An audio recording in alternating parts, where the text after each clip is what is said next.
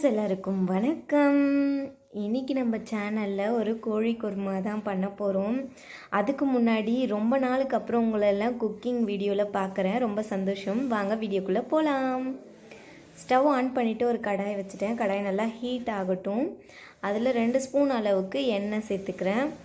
எண்ணெயும் நல்லா ஹீட் ஆகட்டும், வெயிட் பண்ணலாம்.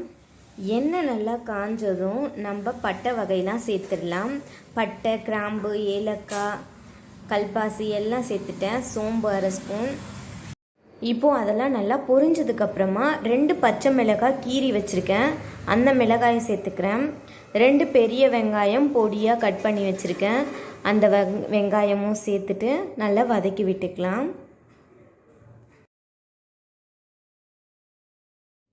இப்போ இந்த குருமாவுக்கு தேவையான அளவுக்கு உப்பு சேர்த்துக்கிறேன். நான் கல் உப்பு தான் சேர்த்துக்கிறேன். கல் உப்பும் சேர்த்துட்டு நல்லா வதக்கிக்கலாம். ஸோ வெங்காயம் சீக்கிரமாக வதங்கும். இது ஒரு 2-3 நிமிஷம் போல் நல்லா வதங்கியாச்சு. இந்த ஸ்டேஜில் 1 ஸ்பூன் அளவுக்கு இஞ்சி பூண்டு விழுது சேர்த்துக்கிறேன். அதையும் சேர்த்து நல்லா வதக்கி விட்டுக்கலாம். அடுத்து 2 தக்காளி சேர்த்துக்கிறேன். நல்ல பெரிய தக்காளி தான், நாட்டு தக்காளி சேர்த்துக்கிறேன். அதையும் சேர்த்து நல்லா வதக்கி விட்டுக்கலாம். ஓகே, வெங்காயம், தக்காளி, இஞ்சி பூண்டு விழுதுலாம் நல்லா மசாலா பச்சை வாசனைலாம் போயிடுச்சு. இப்போ நான் 1/4 கிலோ சிக்கன் எடுத்து வச்சுருக்கேன். அந்த சிக்கனை நல்லா 2 தடவை கழுவிட்டு மஞ்சத்தூள் 1/2 ஸ்பூன், உப்பு 1/2 ஸ்பூன் போட்டு பெரட்டி வச்சுருக்கேன். அதை எடுத்து நம்ம இப்போ வெங்காயம், தக்காளி கூட சேர்த்து நல்லா கலந்துக்க போகிறோம். அடுத்து இந்த குருமாவுக்கு தேவையான ஸ்பைஸ் பவுடர்லாம் எடுத்து வச்சுருக்கேன், அதை சேர்த்துக்கலாம்.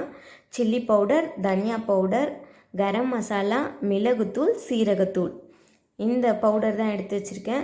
நான் என்னோடய கார அளவுக்கு ஏற்ற மாதிரி 1 ஸ்பூன் சில்லி பவுடர், 1/2 ஸ்பூன் மல்லித்தூள், சீரகத்தூள் 1/2 ஸ்பூன், மிளகுத்தூள் 1/2 ஸ்பூன், கரம் மசாலா 1/2 ஸ்பூன். இப்போ இதெல்லாம் தான் நான் இந்த குருமாவில் சேர்க்க போகிறேன்.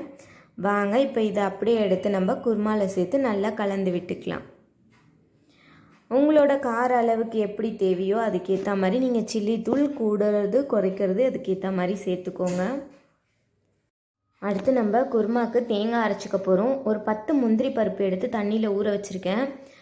ஒரு அரை மூடி அளவுக்கு தேங்காய், இந்த 10 முந்திரி பருப்பு, ஒரு பச்சை மிளகாய், இதை பாதியாக உடைச்சி அது கூடவே சேர்த்துக்கிறேன். இதை இப்போது ஃபைன் பேஸ்ட்டாக மிக்சியில் அரைச்சி கொண்டு வந்துடலாம். ஓகே, தேங்காய் பேஸ்ட் நல்லா அரைச்சாச்சு.